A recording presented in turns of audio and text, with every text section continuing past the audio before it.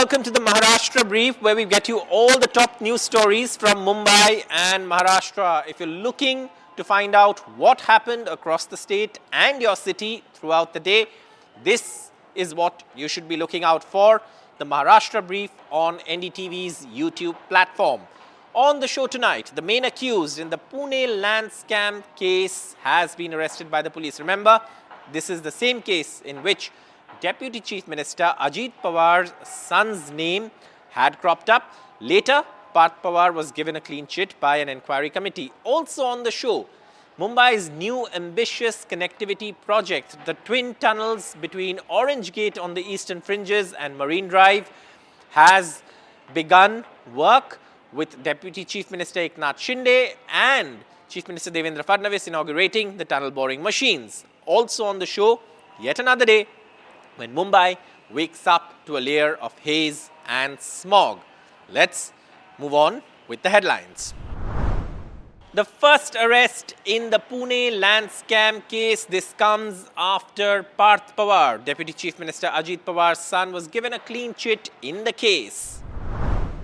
Mumbai's brand new ambitious connectivity project, the Orange Gate Marine Drive Twin Tunnel project, gets underway. Chief Minister Devendra Fadnavis and his deputy Eknath Shinde inaugurate the workings of the tunnel boring machines. And finally, another day when Mumbai wakes up to a layer of smog and haze as the air quality in the city falls sharply. Now, the main accused in the alleged Pune land scam case, Sheetal Tejwani, has been arrested in the police. You remember, this is a case that has gripped headlines in the state because the name of Parth Pawar, who happens to be Deputy Chief Minister Ajit Pawar's son, had cropped up in the case. The allegation is that the land was undervalued and sold to a company linked to Parth Pawar. And now, of course, Sheetal Tejwani has been arrested by the police. She's been accused of misusing a power of attorney, while Parth Pawar has been given a clean chit by an inquiry committee. My colleague Revati Hingwe has more on this story.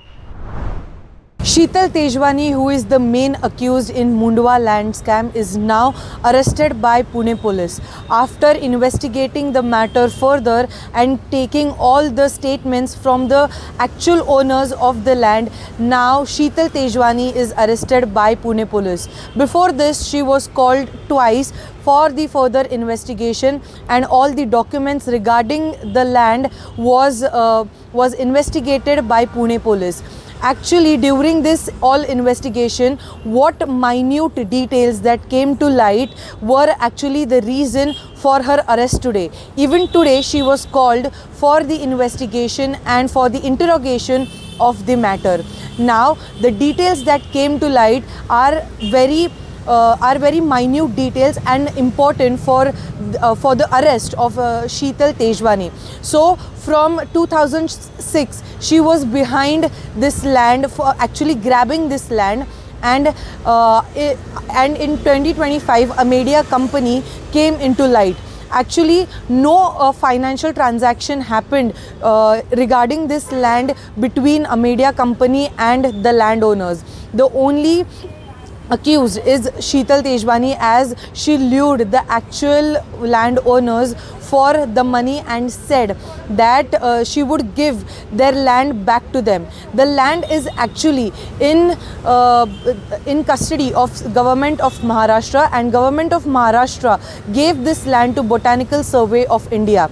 This land was given to the government of Maharashtra on a lease for 99 years, and considering this fact, Sheetal Tejwani said to the actual landowners that she would return their land from government of Maharashtra. She also appealed thrice in court and also made a fake demand draft, a DD of 11,000 rupees.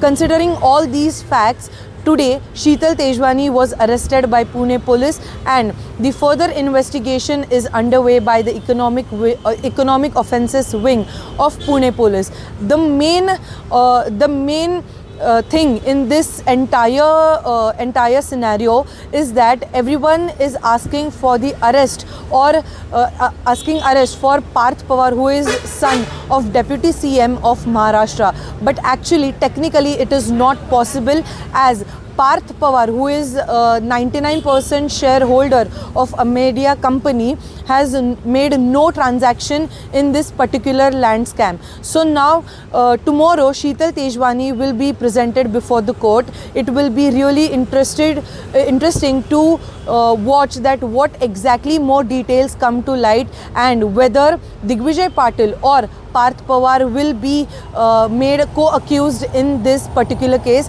Digvijay Patil has been made a co-accused, but Parth Pawar has no name in this entire scenario. So as I mentioned earlier, it will be interesting to see that what further action is taken by Economic Offences Wing and Pune Police. Revati Hingwe reporting for NDTV 24/7 Pune.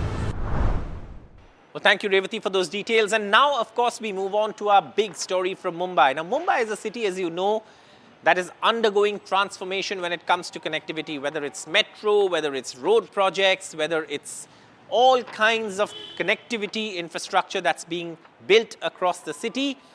These projects are being fast-tracked as well. And today is an important day because a major twin tunnel project connecting the eastern fringes from Orange Gate to Marine Drive kicked off with Chief Minister Devendra Fadnavis and his deputy Eknath Shinde inaugurating the TBM, the tunnel boring machine that will actually construct this twin tunnel. This will be a major connectivity project for Mumbai, and my colleague Anuj Rayate joins us with all the ground details from this project site.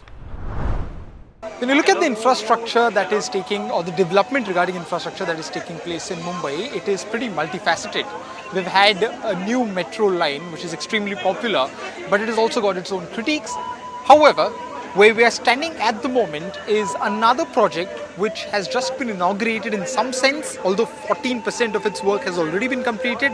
But the TBM, that is the tunnel boring machine inauguration or launch, happened today, which you can see right behind me.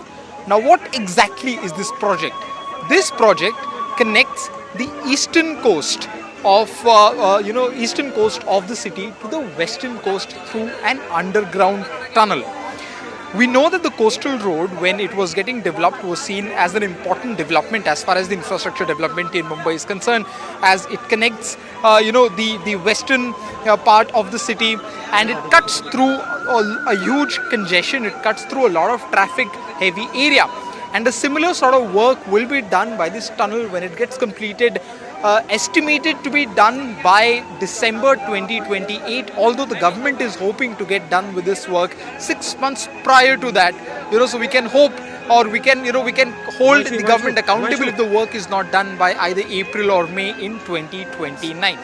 Now, a few more things that we need to understand about this particular project is that this design, or it has been of course done by the MMRDA. The project has been given to L&T, a company that has been behind massive projects that are taking place here in the city for the last few years, and it solves multiple problems, is what the Chief Minister also claimed today. In fact, he said that it solves thousands of hours of thousands of citizens, given that people who have to travel from the eastern part of the southern Mumbai to the western part, now they can use this tunnel. More importantly, the people who had to travel from South Mumbai to the Navi Mumbai airport earlier had to take a huge amount of detour to travel through the congested areas of South Mumbai to reach to Navi Mumbai. And when this tunnel gets completed, that particular journey is expected to become a lot quicker. Besides that, of course, there will also be a huge advantage that the government will see, where the usage of fuel will come down by a great degree as well. While speaking on this occasion, Chief Minister Devendra Fadnavis also said that an alternative was proposed during Uddhav Thackeray's government, and that was about a flyover, but that couldn't be possible given the congestion which is there in this area already.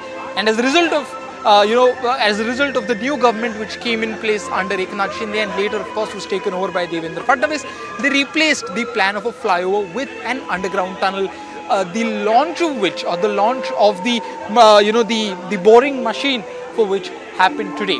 As of today, 14% of the work, as I said earlier, has been completed, and yet massive amount of work is still left, and the government is hopeful of completing it at best by early 2029. With camera person Praveen Rohit, this is Anuj Rait reporting for NDTV from Mumbai. Details, and now of course to the last story on the show tonight, which is of course pollution. Now Mumbai on Wednesday woke up to yet another day where the city saw a layer of thick haze and smog. This coincided with the air quality in the city also dropping. Now Mumbai earlier has enforced measures to curb air pollution, but again today was a day that won't be too good, particularly from the lens of air pollution, given the fact that the air quality also dipped. My colleague Anuj has more on this story as well. In the last few days, we've seen that the AQI levels here in Mumbai have recorded moderate, on a consistent basis. But there is more to this story.